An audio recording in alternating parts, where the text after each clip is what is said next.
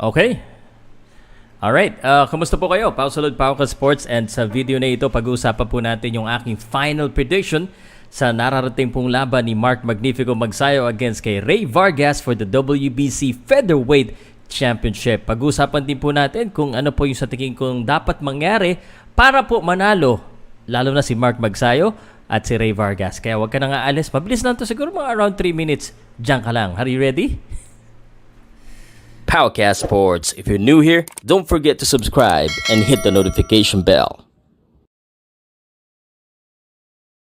Isa ito sa pinaka-inaabangang content sa mga boxing content creators, sa mga vloggers. Ito yung panahon na para mabalikan nyo kung nagkamali ba yung ako dito sa prediction. But anyway, my prediction is very objective. Hindi lang dahil po Pilipino si Mark Magnifico Magsayo, although we do have a little bias about Mark Magnifico Magsayo, but I will tell you exactly how I feel on this fight. Sa tingin ko po, this is close to a 50-50 fight. Yan po yung honest opinion ko. Lamado po ng konti si Mark Magnifico Magsayo sa mga ads po, sa mga pustahan na nakikita natin, at yan po ay may dahilan. No, yan po ay may dahilan kung bakit ganun po. So, mabilis na, sabihin ko na kagad sa inyo, para sa akin po, ang keys to win muna para kay Mark Magnifico Magsayo, I think, of course, ang kanyang bentahe sa mga nagtatanong po ay ang kanyang lakas, ang kanyang power. So, I think one of the keys to victory para kay Mark Magnifico Magsayo, iparamdam kagad niya na malakas siya at nakakasakit yung kanyang suntok dito kay Rey Vargas. At ito ay, pag ito'y naramdaman, he will get the respect of Rey Vargas. And dahil nga po, inaasahan po natin na matangkad po si Rey Vargas, inaasahan natin na itong si Rey Vargas will use his reach, no? So it's very important because pag gamitin niya yung reach niya dito ni Rey Vargas, uurong yan and he will set up a counter punch. I think that's the key, one of the keys to win para kay Rey Vargas.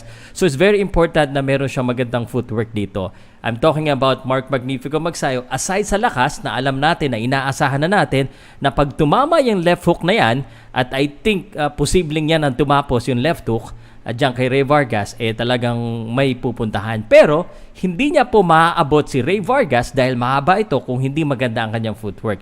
The one thing that I noticed ko kay Mark Magnifico Magsayo in his last fight, even though may mga magsasabi na parang mabigat si Mark Magnifico Magsayo, parang ang hirap gumalaw-galaw, and I've seen him talagang maganda yung kanyang kumbaga may spring ang kanyang legs. So dapat hindi mawala yung spring sa legs na yan, and dapat maganda yung footwork niya. So 1, 2, power, which is very obvious, and then the footwork, he needs to make sure he needs to cut the ring and not just follow itong si Rey Vargas. And syempre alam natin na power ang gagawin ni Mark Magnifico Magsayo, and he looks like he wants the knockout. Sinabi naman niya yan, hindi naman yan tinago ni Mark Magnifico Magsayo. So I think para kay Mark Magnifico Magsayo, he needs to be efficient on this fight.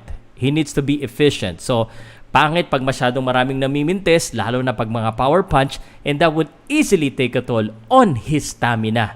So, yun po ang aking nakikita. So, if Mark Magsayo has a good footwork and maiparamdam niya kagad lakas, kasi tatamaan naman yan just like what he did with Ceja, and he is more efficient in this fight, so probably he's gonna have an edge on this fight. Pero syempre, kailangan pag-usapan din natin si Rey Vargas. Okay, Rey Vargas naman, and paulit-ulit ko pinapanood yung laban niya, and I think that's one of the reasons kung bakit siya nananalo. Kasi he's very aggressive, he's a volume puncher, and I think if he continues to be a volume puncher in this fight against Mark Magnifico Magsayo, utilizing the right distance, hindi po yung patakbo-takbo ang iniisip ko the right distance.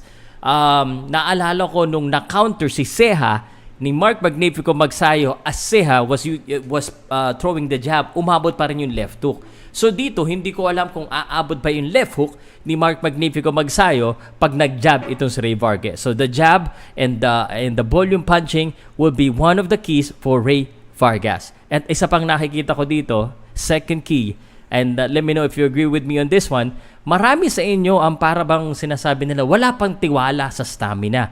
Walang tiwala sa accuracy ni Mark Magsayo. So, para sa akin, dahil nga ito ay questionable, if I'm Rey Vargas, if I'm Nacho Beristain, I wanna go ahead and see if really may problema ba talaga sa stamina itong si Mark Magsayo, which is why I will go for the body shot.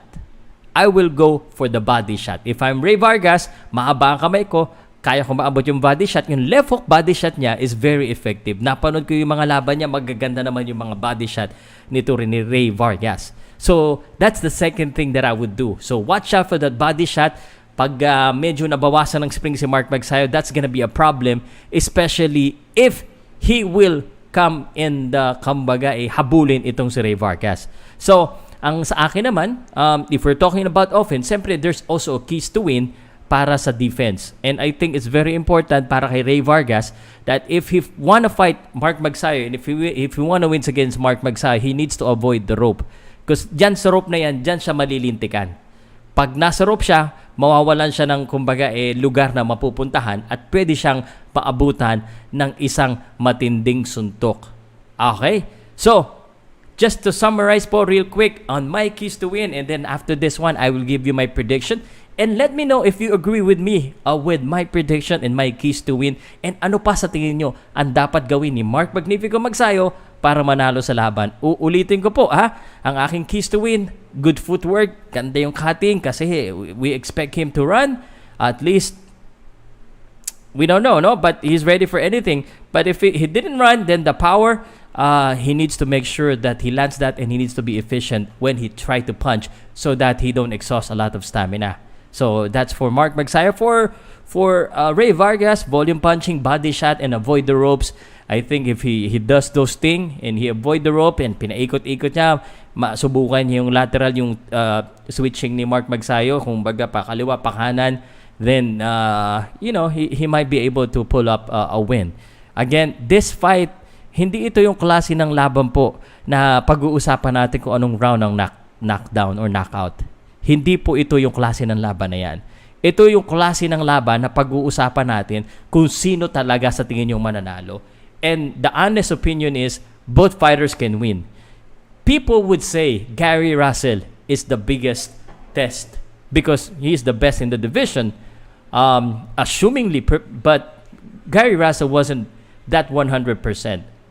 So, hindi ko tinatanggal yung credit because Mark Magsayo did deserve that win at pinilay niya ito si Gary Russell. That's how I saw it.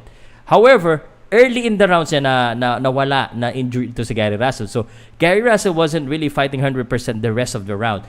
So, dito kay Rey Vargas, it's possible na masubukan talaga siya. Yung kanyang stamina, yung kanyang bilis, yung kanyang durability, pwedeng masubukan dito, and we are assuming na 100% po si Rey Vargas. The same thing that we are assuming na 100% ito si Mark Magnifico Magsayo. We saw the weigh-in at sa weigh-in nila talaga namang Vargas looks very composed, looks very relaxed, and Mark Magsayo looks intense and looks like he really wants to get it on and put on a show.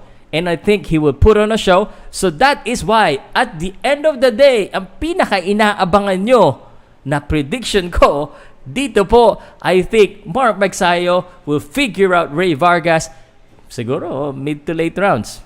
And I really think that if Mark Magsayo would win, it will be via knockout. And if Rey Vargas would pull on a win, I would not say an upset. It will probably via decision as we've seen in his previous fights. Yan po ang aking nakikita at sana po suportahan po natin si Mark Magnifico Magsayo sa kanyang darating na laban po Sabado ng gabi sa Amerika, sa Texas po yan. Pero pag nasa Pilipinas ka, ayan po ay around 9 o'clock po ang start ng event. I would recommend that you watch the main card. Actually, pati yung mga undercards ang gaganda eh. But yung kanyang entry po, baka siguro mga around 10 or 11 just to be safe. But kung wala kayong pay-per-view, kung wala kayong mapapanoodan, ako ay nandito lamang. I will be doing a live commentary. So, Mark Magsayo via late round knockouts. That's what I see in this fight. Hopefully, tumama yan pag hindi na ako bumusta. Kasi pag bumusta ako, medyo naiiba yung nangyayari.